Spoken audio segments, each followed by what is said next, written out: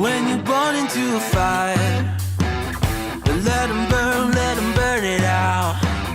Sell them to the richest buyer. They wanna let the world decay. They tell us lies and fade away, fade away. We feel betrayed. We were raised to lose the race. Wake at the back of the pack, we kill it anyway. Listen up now, because we're never dropping out. Beat the odds, beat the big house. The brains are bigger than the doubt. We've been thinking for ourselves, never let the truth fade away. This is bigger than ourselves, we won't let the world burn away, burn away. We feel betrayed. We were raised to lose the race. Wake at the back of the pack, kill it anyway. To play. Haters.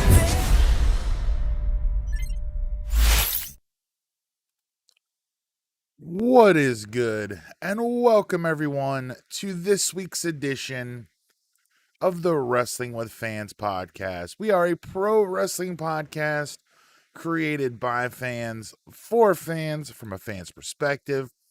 My name is Kyle. This is episode 145, Pretty Sparklers. And yes, it may seem like I'm sort of taking a shot at the ending of Revolution, but it was kind of funny and a pretty disappointing ending to what otherwise was a pretty damn good show.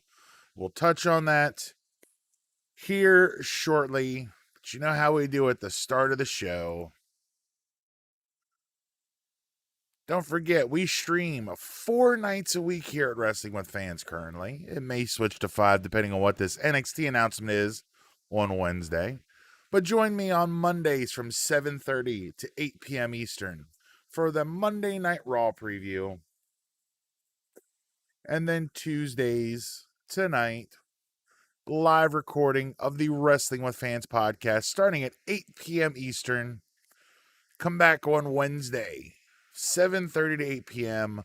for the AEW Dynamite and NXT preview, the best night in wrestling currently. Take a break on Thursdays and come back on Friday for our SmackDown preview show. Follow us on social media. Check us out on the web at wrestlingwithfans.com. Like us on Facebook over at facebook.com/wrestlingwithfans. If you're watching live, you already know about the YouTube channel. Make sure you click that subscribe button if you haven't done so already and give the stream a thumbs up. If you're listening to the audio version, head over to youtube.com, search Wrestling with Fans podcast, click the blue logo, and then click that subscribe button. Follow the show on Instagram at Wrestling with Fans. Take us on the go and download us to your favorite podcast listening device. You can find us wherever you get your podcast fix. Just search Wrestling with Fans podcast. And also, shoot us an email, wwfshow@gmail.com. Would love to hear from you. One more big announcement. We're going to get off here at the start of the show. So I was talking to Bobby. If you remember Bobby from pretty much the first 2.5 years, 2 years of the show, he took a break from wrestling due to being no fans in attendance. But we were chatting, and we are a mere 3 weeks away from the Wrestling with Fans anniversary. So I'm officially announcing tonight on the podcast, Monday, March 29th at 8 p.m. Eastern on our YouTube channel, It will be the 3rd anniversary special episode. There will be no Raw preview that night. Or maybe I'll do Raw preview from 7:30 to 8, then we'll dive into the special episode after that. We'll see how things go. But so far, I have confirmed that Bobby will be in the house, that Chris will be in the house, Jason will be in the house, and Jen will be in the house. I'm going to be sending out invites to all the other previous co-hosts and guests of the podcast. We're going to try to get as many of the voices that have helped this show along the way back for a special episode. There may not be a lot of wrestling talk that night, but we're going to have a lot of fun. So make sure you come back and join us. Subscribe to us on YouTube. If you're watching live on YouTube, make sure you're subscribed. If you're listening to the audio version of this show after the fact, there's a link in the audio description to the YouTube channel. Make sure you check that out, subscribe, turn on your notifications. You don't want to miss the show. And I've created a Facebook event. So there's a link to that in the video description of the YouTube live stream. And we are back in the studio. If you're in the chat, say what's up, like the stream, and make sure you are subscribed to Wrestling with Fans. So we've had a pretty good week so far in wrestling. Check these notifications real quick. All right. So, Louis, thank you for sharing the stream, my friend. Can always count on you for spreading the word that is Wrestling with Fans. Thank you, friend. So we're going to talk about some interesting news stories.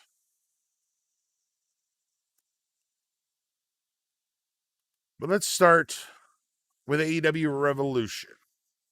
It took place this past Sunday, March the 7th. From Daly's Place in Jacksonville, Florida. It was a pretty damn good event.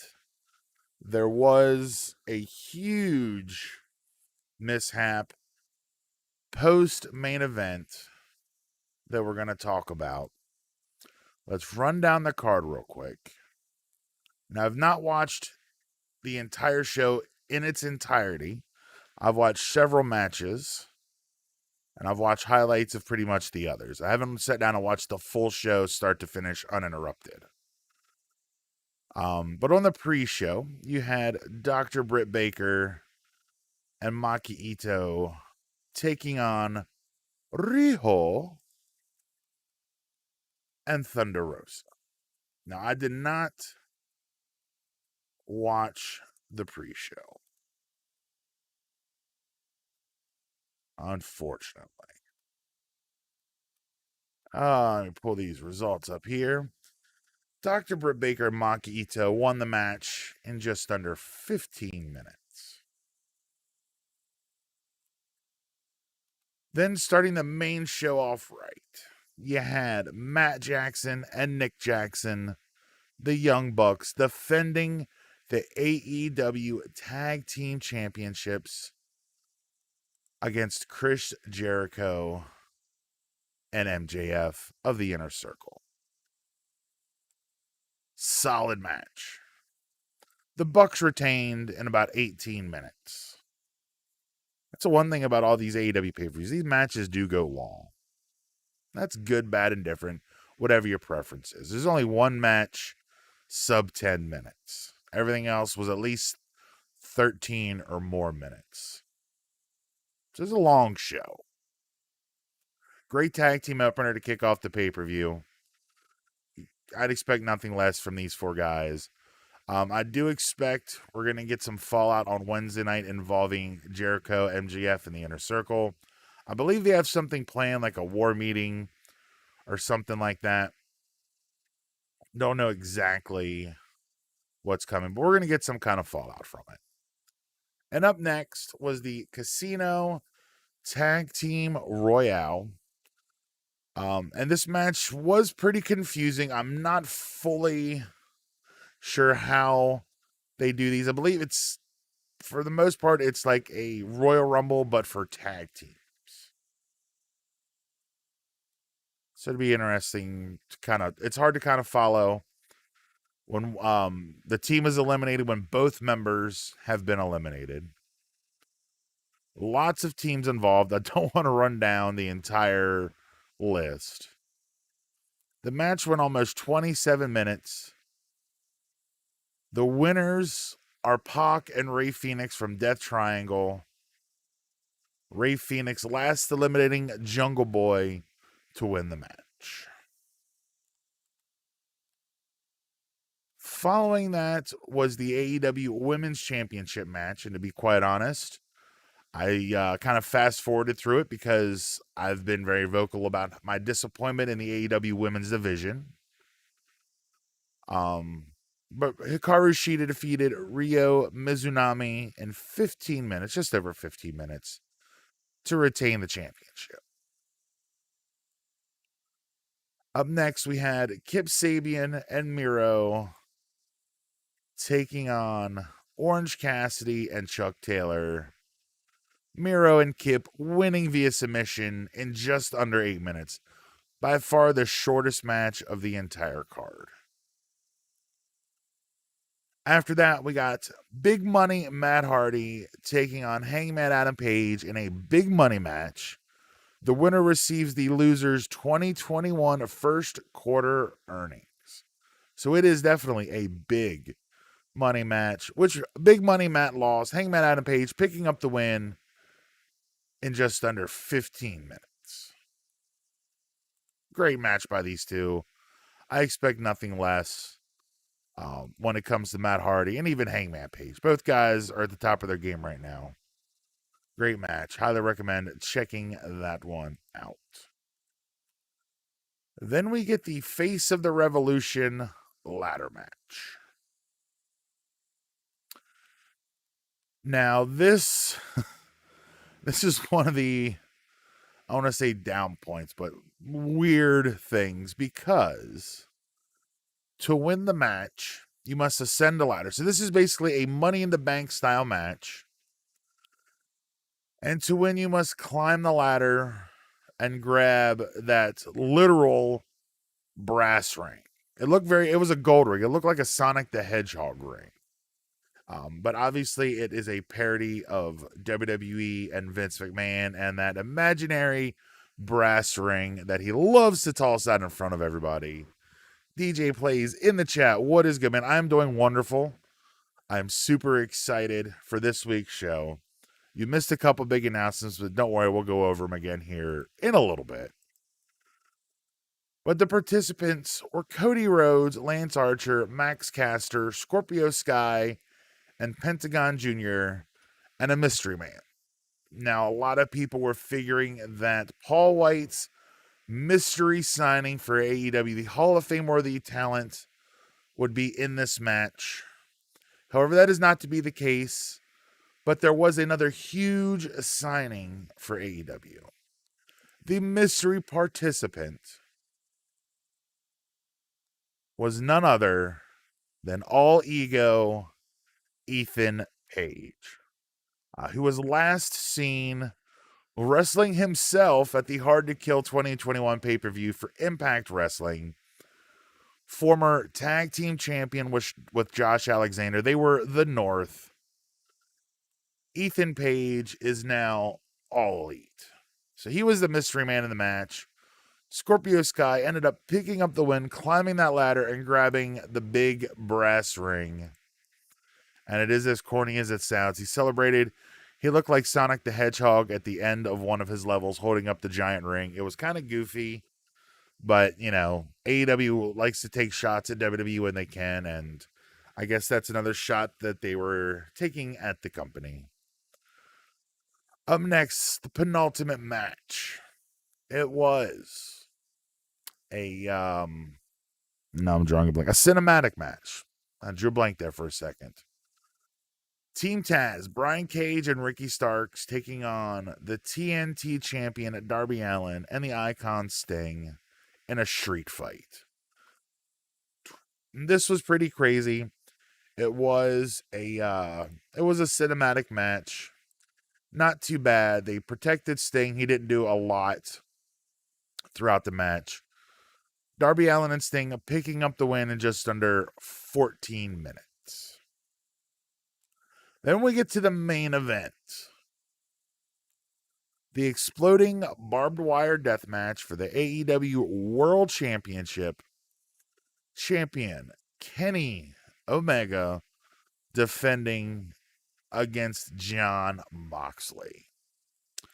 Now, the match itself was insane. If you are into death matches and that ultra hardcore violent style match, I highly recommend checking this match out.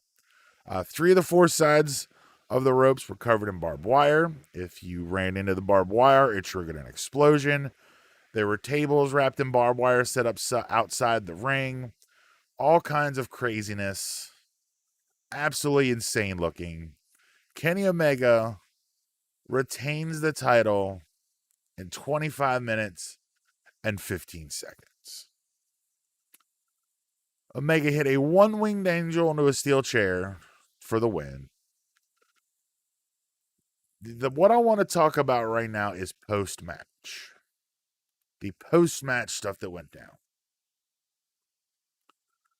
So the Good Brothers, Doc Gallows, and Carl Anderson came down. Don Callis is out there. They beat the shit out of Moxley. They handcuffed him to the ring ropes. And, I guess I should say here, I forgot to mention here. There was a 30-minute countdown going on through this entire match. After the 30-minute timer expires, the entire ring would explode. So the match ends in 25 minutes. The Good Brothers and Don Callis are out there. They're laying the beating to Jon Moxley. They handcuff him to the ring ropes. But out comes friend turned enemy turned friend again, Eddie Kingston, chased off the Good Brothers. There's a mere seconds left before the countdown ends, and the ring explodes. Being unable to undo the handcuffs and get Mox out of the ring, Eddie Kingston seemingly sacrifices himself, lays on top of Moxley as the timer hit 0, and the ring exploded. Or, as real people would say, sparklers went off on the ring post.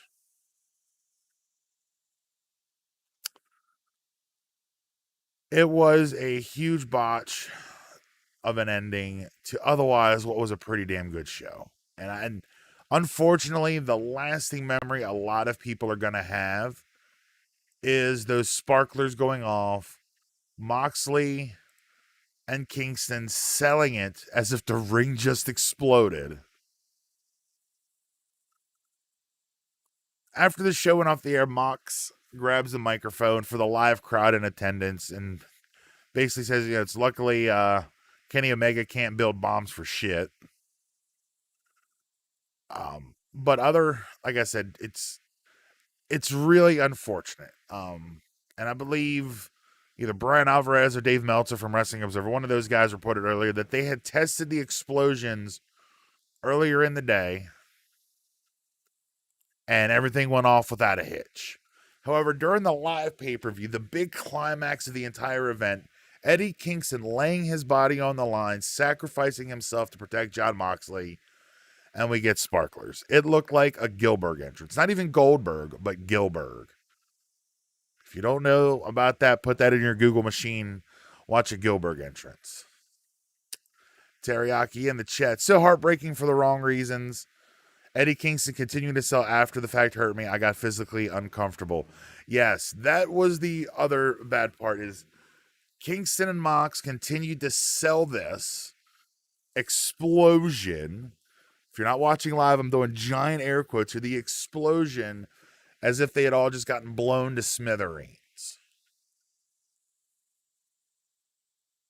Now, let me go to a quote here. In the post-show media scrum, I should say, AEW president and CEO Tony Khan says, quote, "I think we're all lucky that the bomb going off at the end didn't really hurt anyone.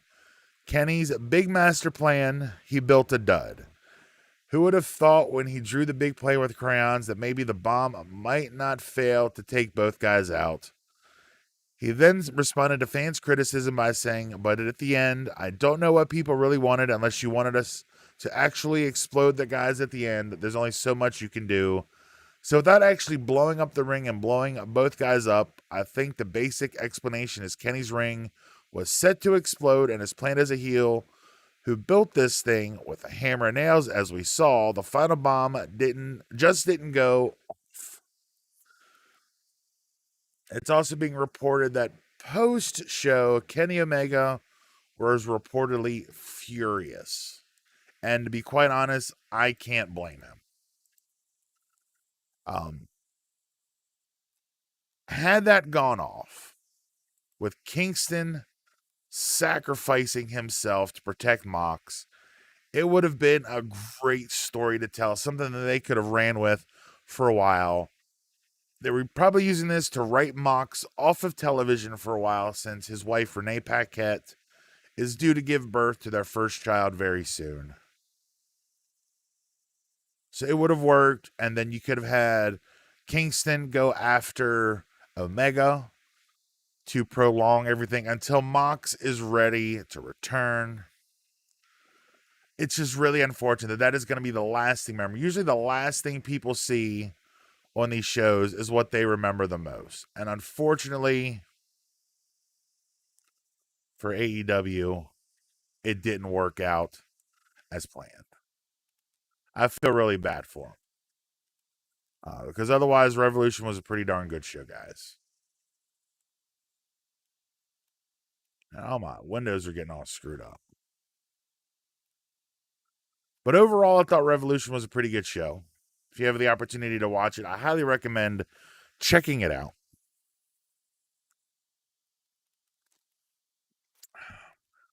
Also, another big thing from the post-show media scrum.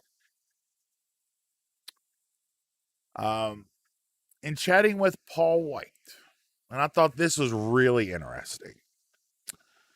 Pulled this article from Pro Wrestling and MMA World on Facebook. So credit to those guys for typing it out. Paul says that Vince McMahon reached out to him the day of the AEW announcement of him signing and wished him well. He says there's no dirt, no animosity. He needs to pursue new opportunities and waited for the WWE deal to expire and took a leap of faith with AEW, and Vince agreed with his deal and him leaving and wished him well. Paul says leaving WWE was scary because he had tenure and paid his dues already. He's grateful it all worked out and hopes the fans are happy with his work in AEW. So it seems as though Vince, who, for all intents and purposes, has been very bitter about people that have left to go to AEW, seems to be pretty good with the former Big Show signing. It's good to hear that him and Vince parted on amicable ways and that there's no hard feelings. And maybe one day, Big Show will probably return at some point for a Hall of Fame induction. It's going to be coming. So Terry says here, I'm hoping they have Omega be the guy that orchestrated that awful ending simply to embarrass Mox and Kingston, leading to a Kingston Omega feud. Yeah, that's kind of what I was just saying a couple minutes ago, something similar to that. They'll use Kingston as kind of a temporary holdover until Mox comes back, or they line up Kenny Omega's next big feud. They could play it one of two ways. They could, Kenny could blame, have a scapegoat, blame one of the other guys that was putting it together, blame them for it. Or he could say it was all a work to begin with. Like, he got them all worked up for pretty much nothing. There's a couple different ways they can play it. AEW is smart enough that they're going to take that mishap and turn it into a story and try to make the best out of that horrible outcome of an ending. I have no doubt that they'll come up with something to explain it, to make it sound good and come off well. Did you see that AEW trademark Captain Insano? Yes, I did see that they did put in a trademark for Captain Insano. Which, for those of you who aren't aware, if you've ever seen the movie The Waterboy with Adam Sandler, Big Show Paul White was in the movie as a character of Captain Insano. It's pretty funny stuff. So I'm wondering if I'm just curious if they're actually going to do something with the Captain Insano character. I'll be interested to see if they actually follow through. But I completely skipped over something because I wanted to talk about it on its own. Before the main event, we did get the reveal of who Paul White was hinting to last week on Dynamite. The Hall of Fame worthy signee. And it is none other than CM Punk. I'm just kidding. It's Christian Cage. Christian Cage to AEW confirmed.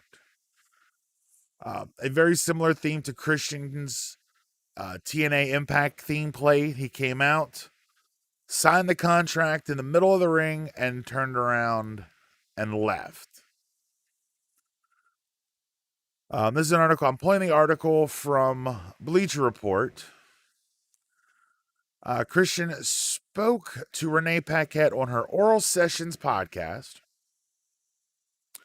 And here's just some quotes from Christian during that interview. He says here, on Wednesday, being March 3rd, there was nothing signed.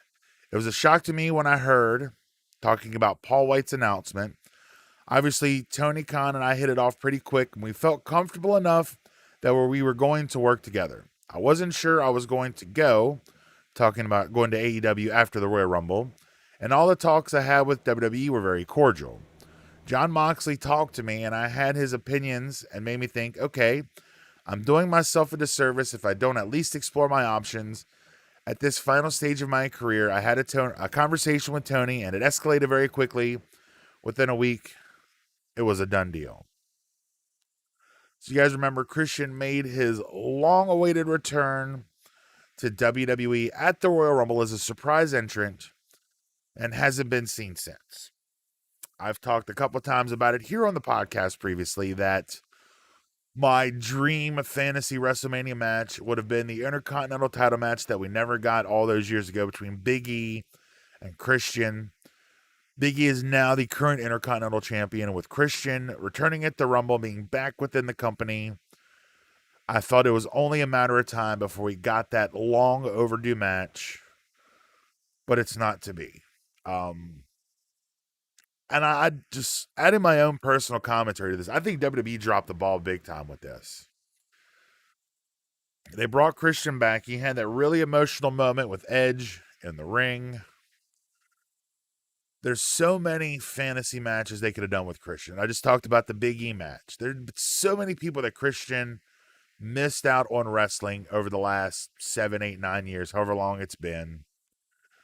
Not only that, but some of the dream tag team matches with Edge and Christian. Edge and Christian versus the New Day. Edge and Christian versus the Street Profits versus the Viking Raiders versus so many teams. Edge and Christian versus Roman and Jey Uso. So many dream matches they could have had, but they let this slip through his fingers. And I think AEW definitely got a really great talent. Christian was wearing a shirt that said "Outwork Everyone," which I believe is now available on AEW Shop. Get yours today. Speaking of shop, you can get your own Wrestling with Fans t-shirt. Links to the merch is in the description below. Several different shirt designs over there. Terry adds in, caught me by surprise. Thought for sure we get more Christian in WWE. I agree. I'm 100% with you on that. I thought that we were going to get something. If nothing else, that Big E match. I think it was even teased on Twitter between the two. and I would have loved to have seen it. I think it would have been a great story that they could have brought this all full circle all these years later. Now the real question is, where does Christian fit in AEW? I know at times they have gotten flack for signing older WWE talent, but so far they've done a pretty good job with who they've brought in. Matt Hardy is in a really good spot. Jon Moxley, obviously former AEW champion already. Chris Jericho, the first ever AEW champion, has been a mainstay in the main event scene of AEW since its inception. I have no doubt that Christian will find a good spot in there somewhere. But yeah, I think it's just a missed opportunity. Here's a couple more quotes from that interview from Oral Sessions with Renee Paquette. It says here, anytime there was a life-altering decision, there was a lot of thought. I didn't have a lot of time to think about this, but what I really needed was the best platform for me. I got a second lease on life, here to showcase myself, but also help. Where could I help the next generation? That's what I felt at AEW. It wasn't an easy decision, but it also wasn't a hard decision. There was something intriguing about being able to be hands-on with everything and having that challenge. It felt like the right situation. There's nothing wrong with the WWE and how they do things. Well, that last point is debatable, but we'll go along with it for now. All right. See if there's any other news stories worth talking about. I guess one big one, the Raw ratings are in, and they are up. Not by a lot. Showbuzz Daily is reporting that Raw averaged 1.897 million viewers during this week's 3-hour broadcast, which is up about 13,000 viewers on average from last week's 1.884 million. So while it wasn't a huge jump, it was a slight jump. So Raw ratings are slightly up. I don't think there's anything else I want to talk about before we touch on Raw. Let's take a quick pause for the calls, guys. If you haven't seen it already, I'm not going to play the whole thing. I'm going to show a little snippet from one of my most recent videos, my tier ranking video, ranking the current iterations of the WWE Championship belt designs. We'll take a quick break. I'll show a few minutes of this video for those of you who haven't seen it yet. And then we'll be back to break down Monday Night Raw and talk about where we're going for Fastlane and any new updates for Wrestlemania Fastlane and everything else going forward. So hang tight. We'll be back here in just a couple of minutes.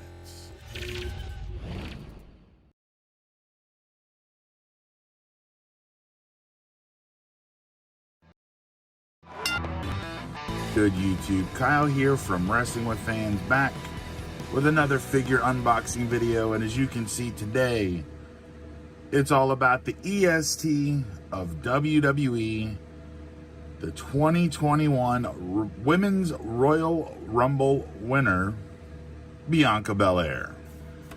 Elite Series 81. I was super excited to find this in a quick little fig hunt last night. If you want to check it out, I'll put it in the title cards right up here. But let's take a look at the EST in her package. Got the awesome front window view here, her picture on the front, the certified authentic. These are some of the newer boxings for the Mattel Elites. It's got the True FX. Got the picture on this side. Got the picture on this side. Let's take a look at the back here. She's the strongest, the fastest, and the toughest superstar today. No matter how you look at it, Bianca Belair is the EST of WWE. See who else we got in the line here? You got Dwayne "The Rock" Johnson, Shinsuke Nakamura, Angelo Dawkins, and Montez Ford, the Street Profits, and stunning Steve Austin. Now in that same fig hunt I mentioned a second ago, I did see Angelo Dawkins, but no Montez Ford, so I left him there. I'd like to get them together so that way I can do an unboxing of both of them. You can look at her stats there. From Knoxville, Tennessee, her finisher is the KOD.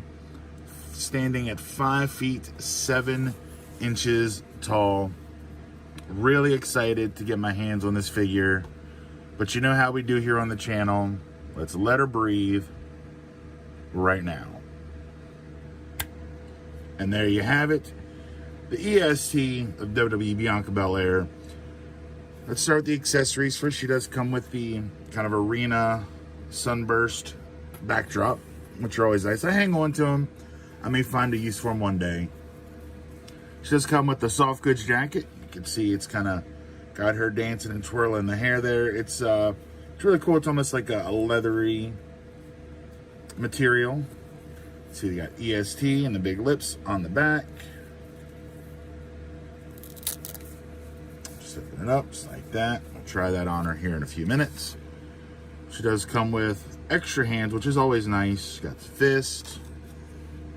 Got the open hands here. Now, just a little point of advice for all you other fig collectors out there. If you have figures of smaller wrestlers like your Rey Mysterios or your Drake Mavericks, women's hands actually work better on some of those figures, because if you've seen the Drake Mavericks or some of the Rey Mysterios, their hands are huge compared to their arms and the rest of their bodies. Pop on some interchangeable women. All right, guys, we are back in here. For those of you who may have missed the earlier announcement, what's going on, Chris? Do I got Steve yet? No, I do not have Steve Austin yet. I'm still looking for that Royal Rumble Stone Cold. But if you missed the announcement earlier, Monday, March the 29th marks 3 years since the first episode of Wrestling with Fans. The first episode was recorded March 29th, 2018. Myself and Bobby, the first Chris, were live for a 3-man show. So join us Monday, March 29th, 2021 at 8 p.m. Eastern, right on our YouTube channel. Gonna have a bunch of blasts from the past. Bobby will be there. Chris will be there. Jason will be there. Jen will be there. And hopefully some more additions to be announced in the coming weeks. Really excited for this. 3 years of Wrestling with Fans podcast. Gonna bring everybody back on. Gonna shoot the shit for a while. There might be some wrestling talk. It might just be us goofing off. Who knows? We'll see how things go, but I'm really looking forward to it. Hope you guys come back and join us. There's a link to the Facebook event in the video description below. If you haven't liked this on Facebook already, go and like us. We're at 119 likes and 129 follows. That's crazy. I'm blown away by that. We got 43 subscribers on YouTube. Just got a new one today. I'll have to look his name up because I don't remember it off the top of my head. Let me look it up. Wrestling Bonkers 1 is subscriber number 43 to the channel. Thank you for subscribing. We're on the way to 50.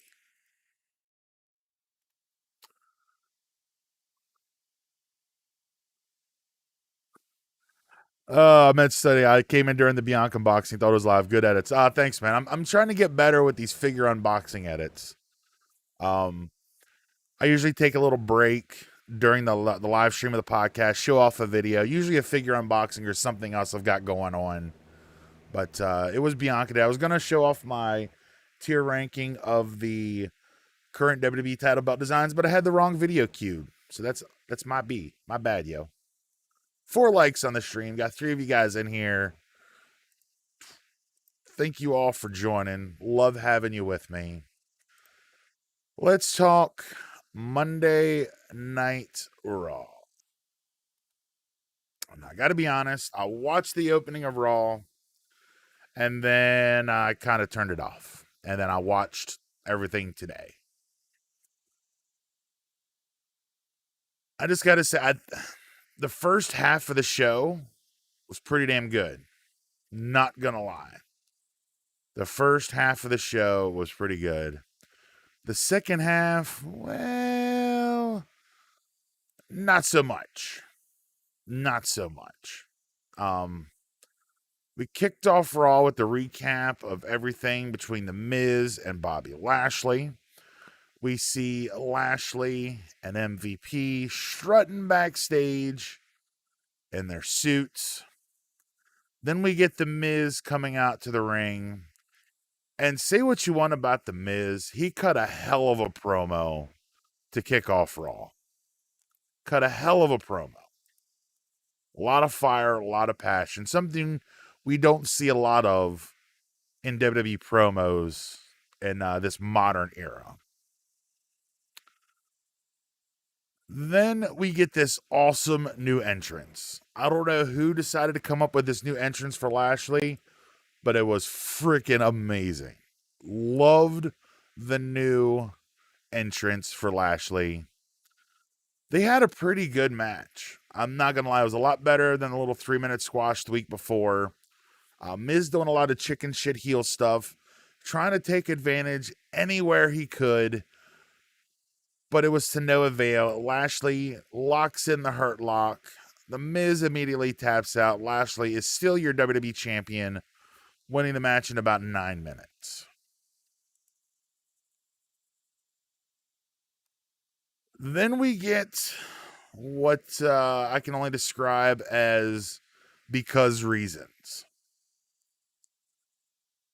Braun Strowman comes out demanding an apology from Shane McMahon after what transpired the week before. And I got to try to find the right words to critique this here because I think Braun Strowman is extremely talented. Extremely talented. However, it's either his ability to deliver the promo and or the person writing the promo. Braun Strowman's like 6'9", 360, 70 pounds, something like that. He is a mountain of a man, the monster among men. That is a very fitting nickname for him. But his delivery on these ridiculous promos is just it's horrible. Again, Braun Strowman is super talented. If you've watched any of the 24 specials or the Chronicles and he's involved, the man is charismatic beyond belief. He can talk. He has this natural charisma to him when he's talking to the camera. But when he's in this monster among men mindset with these ridiculously scripted promos, it comes off, I don't even know a good analogy. It's just bad. It's just bad. So he suggested that McMahon was laughing at him, but said that can't be the case because he was snapping like a twig. He said he also understood McMahon could fire him at any time, but can he? Because technically Shane McMahon lost his job via stipulation with a match from Kevin Owens last year. He returned to run Raw Underground. But for all intents and purposes, Shane McMahon is not in WWE management. Even storyline-wise, he's not in WWE management. He just has the last name of McMahon. Shane comes out, gets right in his face, just says, "I apologize." Shane acts like he's got something to say, and then just leaves. And this was the moment where I turned Raw. I was like, you know what? I'm done. I can't tonight. I'm not going to put myself through another hour or so of this. So I watched up until this point live, and then I cut it off. I went back to start watching NCIS because I'm on episode 23 of season 1. Only 17 seasons and a couple episodes to catch up. And it's unfortunate because the next match I watched today, absolutely insane. Absolutely insane. Another great match between Drew McIntyre and Sheamus. This time in an ODQ match. These guys beat the shit out of each other for a good 18 minutes. Just skipped ahead to the ending here. Both guys grab a set of steel steps over their head, running into each other, and basically kayfabe knocking themselves out. So in a no DQ match, you have a no contest. Great match, but a really stupid finish. But I kind of get it. I kind of understand because you can't have Drew lose. Because if you are going to build to Lashley and McIntyre at WrestleMania, Drew can't lose right here. The rumor and innuendo is we're going to get a multi-man match probably maybe next week or at Fastlane to determine Lashley's number one contender at WrestleMania. And it looks like, Drew would be in it. Sheamus would be in it. Braun Strowman will probably be in it. And maybe based off of what happened later in the night, AJ Styles defeating Randy Orton, you can expect maybe AJ Styles will be in it. So you can't have Drew lose here. You want to keep Sheamus looking strong as a viable threat. So you can't really have him lose here. So I get why they didn't have a solid finish. But again, I don't see how you can have a no contest and a no DQ match. After that, we get Xavier Woods and Shelton Benjamin. Next week on Raw, we're going to get the Hurt Business defending the titles against the New Day. And I just got to say, if you haven't seen it yet, the New Day's attire from last night was awesome. Woods and Kingston paying homage to Mortal Kombat's Scorpion and Sub-Zero. The outfits looked amazing. Let me see if I can pull them up. I got to put these on stream.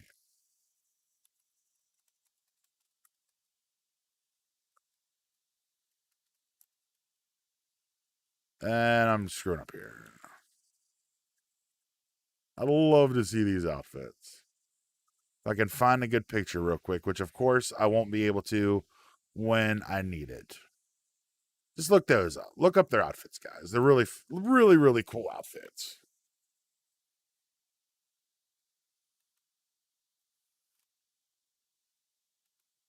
Okay. Thought things were froze there for a second, but they're not. So Woods defeats Benjamin in a quick match, less than 4 minutes. And it is what it is. We find out that next week, Matt Riddle will defend the United States Championship against Mustafa Ali. But before that, he takes on Slapnuts from Retribution. Matt Riddle picking up the win in about 4 minutes. Hitting the Bro Derek. Kind of is what it is. Then we get Braun Strowman and Shane McMahon Part 2. So Strowman joins Shane in the ring for the second time as the elder of the McMahon kids looked to get something off his chest. He left the ring and admitted he does have fun at the expense of others. Everyone does. After stuttering and stammering, stalling, and biding time, McMahon again commented on Strowman's intelligence, or lack thereof. He says, "Never would I ever explicitly call you stupid." Strowman takes off after Shane. Shane runs into the back. It appears he hopped into an SUV and drove off. Strowman walks away. Shane kind of pops out of nowhere. Just says, "So stupid." If you didn't think things could get worse from the earlier segment, watch this one over again. Teriyaki says, New Day gear is always A1. Yes. Everything the New Day does is amazing. All of their gears are great. And I wish we could get action figures, like get elite figures of every single iteration. Because I'd probably buy most of them. Awesome attires.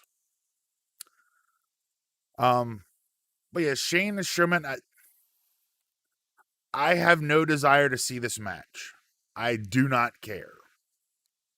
Because it's going to involve Braun tossing around a 50-year-old Shane McMahon. Shane McMahon jumping off of something really, really, really high, taking some insane bump. I don't care. And oddly enough, I talked about this on the Raw preview show last night. We finally got the women's tag team title match that we've been expecting for like 2 months now. Shayna Baszler and Nia Jax defending against Naomi and Lana. But Jax's new friend, Reginald, the sommelier, comes out to the ring with Nia. I don't get it. Like, I don't get it. Naomi is deserves better than this. Shayna Baszler deserves better than this. WWE should be fucking ashamed of themselves for how they treat two of their most talented women on the roster. And that's all I'm going to say about that. Then in the main event, we get AJ Styles taking on Randy Orton because reasons. No other reason than because reasons. Pretty good back and forth match. Eventually, Little Miss Bliss shows up on the screen sitting in a giant pentagram on the ground. She plays a little Jack in the Box, and just before the pop goes, the weasel goes off. She says, nope, not yet. At this point, Orton starts vomiting some black stuff. The ring light's on fire. Styles comes out of nowhere, hits the phenomenal forearm, and picks up the win. So it looks like the Fiend is on his way back soon. It says here and DJ says that ending was so predictable. Yeah, you kind of knew it was coming. They're not going to have Randy lose clean here to AJ. You have two of the most talented workers in the history of professional wrestling. Randy Orton is probably the most gifted, natural professional wrestler ever. Say what you want about him. It comes naturally to him. He is probably the most natural athlete that the WWE has ever had. AJ Styles, even in his early 40s, is still better than some guys that are half his age. Absolutely amazing. But it looks like the Fiend will be back soon. Whether or not we get an appearance before WrestleMania, it'll be interesting to see.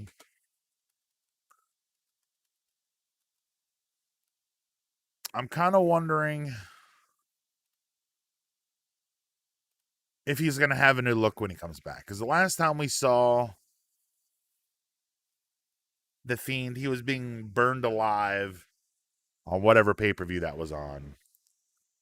So I'm kind of hoping we'll get a new look, maybe a new mask with like a more burn-up face. Should be pretty cool looking. The real question is, what type of match will these guys have? Because that's going to happen at WrestleMania. It hasn't been officially announced, but you can pretty much bet the house on it. We're going to get the Fiend and Randy Orton at WrestleMania. Now, I'm wondering if we're going to get a straight-up match, or will we get some kind of Firefly Funhouse type match? If you remember on last year's WrestleMania, I ranted and raved about that match. I absolutely loved the Firefly Funhouse match. What are they even going to do with it? I have no idea what they're going to do with it. Now, if they do go the route of a Firefly Funhouse match, I can see them playing into something similar they did last year with John Cena, where the Fiend could show Randy Orton all of his, quote, sins, different variations and iterations of Randy Orton throughout the years. I imagine they would probably pull in some people to do some cameos, maybe like Batista, Triple H, and Ric Flair for something to do with Evolution.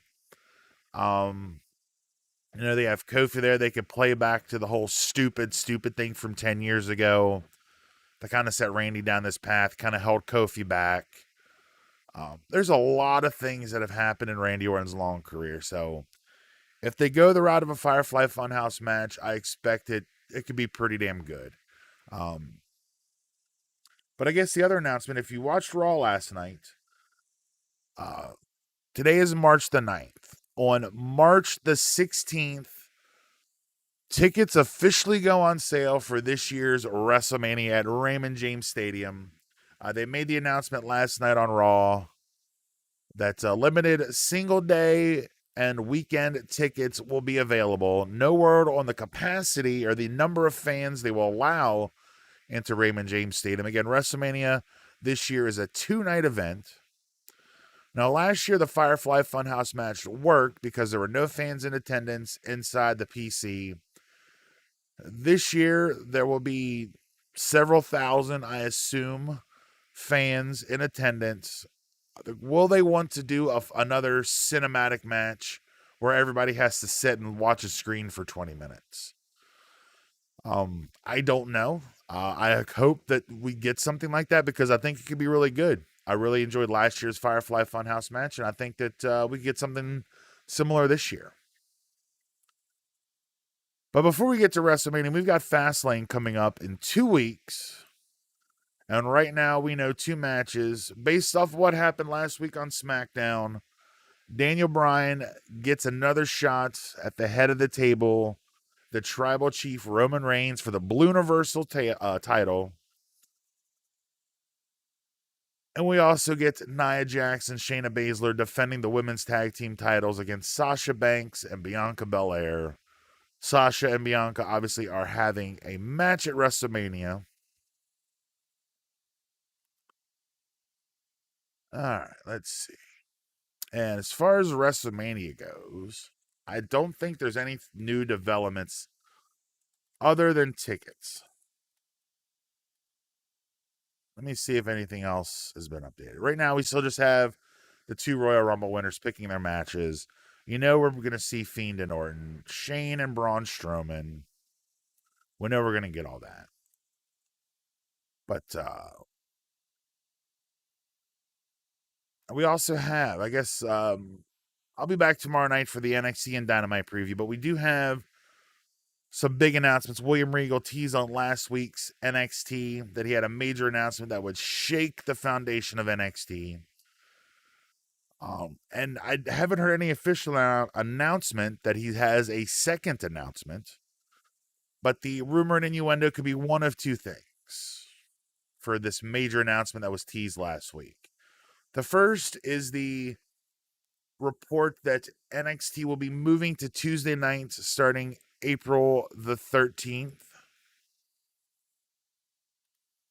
Again, NBC is shutting down NBC Sports Network, and all of these sports will be transferring over to the USA Network once NBCSN shuts down at the end of this year. And one of the big things on NBC Sports Network is Wednesday Night Hockey, which I love. So those games will probably be moved over to USA Network on Wednesday nights, which means there'll be no NXT. They'd be preempted every week, so they're going to do a preemptive move to Tuesday nights. The other rumor is, and I wouldn't be opposed to this coming to fruition, is that William Regal will announce that NXT will get its very own women's tag team championships. If you did watch NXT last week, Dakota Kai and Raquel Gonzalez, who won the first ever Women's Dusty Rhodes Tag Team Classic tournament. By winning, they earned a shot at the WWE Women's Tag Team Champions, Nia Jax and Shayna Baszler. The match ended in controversy. The ref went down. Not GM Adam Pearce ran out with a Monday Night Raw official. Shayna Baszler locked Dakota Kai in the Kirifuda clutch. The ref called for a submission, and the match was over. However, Dakota Kai was not the legal woman in the match. And later on, they showed Regal and Pearce having a pretty heated discussion. And then again, later on, Regal announced that he had major announcements for this week's NXT. So if you're listening to the audio version of this after the fact, you already know what those announcements are. So it's kind of a moot point. This is really just for the live audience on YouTube. And if you're not joining us live on YouTube every Tuesday at 8 p.m., you are missing out. But I would be totally cool with the NXT brand getting their own women's tag team titles. They have enough women's tag teams to support their own tag team belts, unlike Raw and SmackDown combined, because the Raw belt or the tag belts only seem to be on Raw, making a rare appearance over on SmackDown. And this is only, I think, the first or second time they were on NXT was last week. But there's at least 7 or 8 solid women's tag teams in NXT as it is. Plus, WWE can always throw 2 women together in an impromptu match because that happens all the time. But it'll be interesting to see what these announcements are. I'll be able to tease it a little more on the Wednesday night live stream here on YouTube. But as far as the main podcast, that's going to do it. That's all I got for tonight, guys. But before I run, let me just remind y'all, we stream 4 nights a week on the Wrestling with Fans YouTube channel. Mondays, Wednesdays, and Fridays from 7:30 to 8 p.m. Eastern. Join us for Raw preview show on Monday, AEW Dynamite and NXT preview show on Wednesday, and SmackDown preview every Friday, all 3 nights, 7:30 to 8 p.m. Eastern. Then on Tuesdays at 8 p.m. Eastern till around 9 o'clock, the live recording of the Wrestling with Fans podcast. Stream 4 nights a week, guys. Love to have you be a part of it. If you're not already on the YouTube channel, make sure you subscribe. We're on the road to 50. We just got our 43rd subscriber earlier today. And speaking of social medias, find us on the web at wrestlingwithfans.com.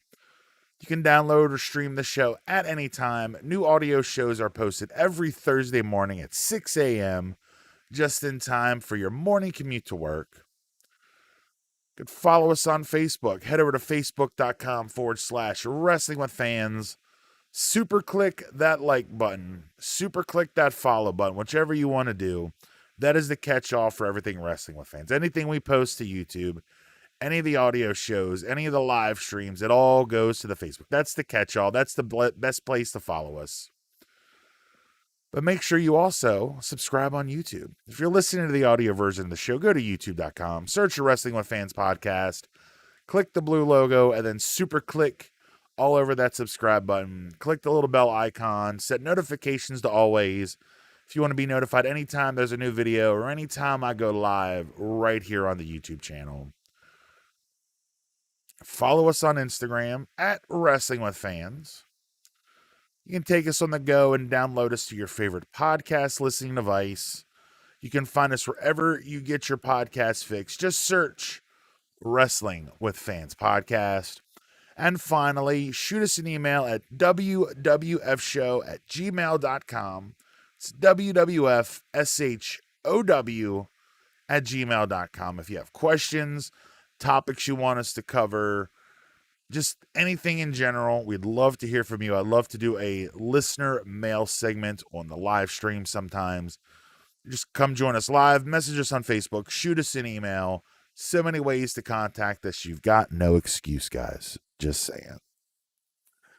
And finally, if you've missed it earlier in the show, Monday, March the 29th at 8 p.m. Eastern on our YouTube channel, we are celebrating 3 years of Wrestling with Fans. The very first show was recorded March 29th, 2018. Myself and Bobby and the original Chris. I've had 2 Chris's on the show. The 3 of us recorded the first show all the way back March 29th, 2018. This is episode 145. There's been many bonus episodes. We've transferred over to YouTube in the last 5-6 months, doing a lot of YouTube stuff. But the birth date of the podcast, March 29th, already confirmed. Bobby, my original and longest reigning co-host, will be joining us live. The second Chris, who was just in the live chat earlier, he's going to be joining live. Jason, who's been a frequent guest on the show, will be joining us live. My wonderful girlfriend, Jennifer, who's been a co-host, will be joining us live. And I'm going to be reaching out to a lot of the other former co-hosts and contributors to the podcast. I'm not going to be able to have everybody on at one time, so we'll be bringing people in and out throughout the evening. It'll be at least an hour, probably a lot longer, knowing how we can talk. We'll talk about memories of the show, wrestling memories in general, and just shooting the shit. We're all friends in real life outside of the podcast. Jason I have known for 35 years. We have been best friends since we were like 5 years old. I've known him longer than a lot of other people I've known have been alive. But Chris I've known since high school. Jennifer I've known since high school. Bobby I've known since around high school. I've known all these people the majority of my life. We were all great friends. We get fucking crazy when we all get together. So hopefully you all will join us March 29th for the 3rd anniversary special of Wrestling with Fans. There's a link to the Facebook event where we'll be posting some previews for what's coming that night. So make sure you click the link to the Facebook page. Let us know that you're coming.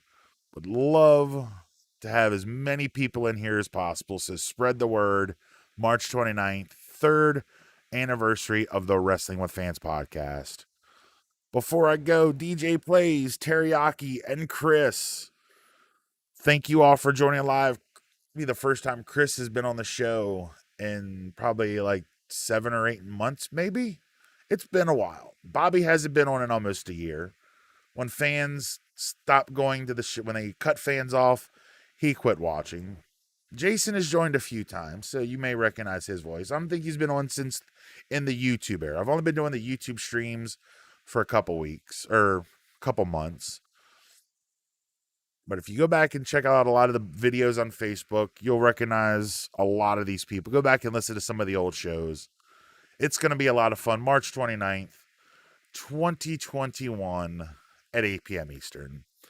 So again, thank you, DJ Plays, Mr. Teriyaki, and Chris for joining live. Join us live every Tuesday here on YouTube, guys. That's going to do it for this week's episode. Thank you all for watching. Thank you all for listening. Once again, my name is Kyle, and I will see you all next week right here on Wrestling with Fans.